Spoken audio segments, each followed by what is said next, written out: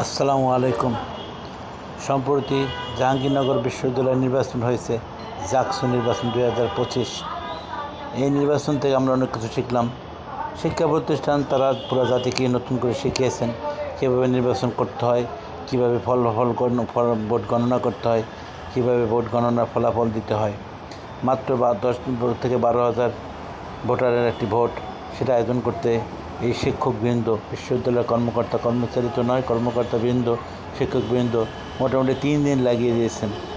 যদি জাতীয় নির্বাচনে তাদেরকে কোনো দায়িত্ব দেওয়া হয় তাহলে তারা যে কী করবেন উপরওয়ালাই জানেন। 10,000 ভোট গণনা করতে তাদেরকে লেগেছে 72 ঘন্টা।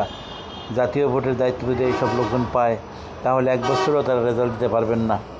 তারা যেহেতু প্রচণ্ড শিক্ষিত, প্রত্যেকজনের নামের আগে ডক্টর পদবি থাকে এবং দেশের সর্বোচ্চ বিদ্যাপীঠের তারা সব কিছু হর্তাকর্তা, তাই তারা শেখাতেই পারেন। কিন্তু এই ধরনের শিক্ষা যদি আমরা সবাই গ্রহণ করি তাহলে বিপদ আসন্ন।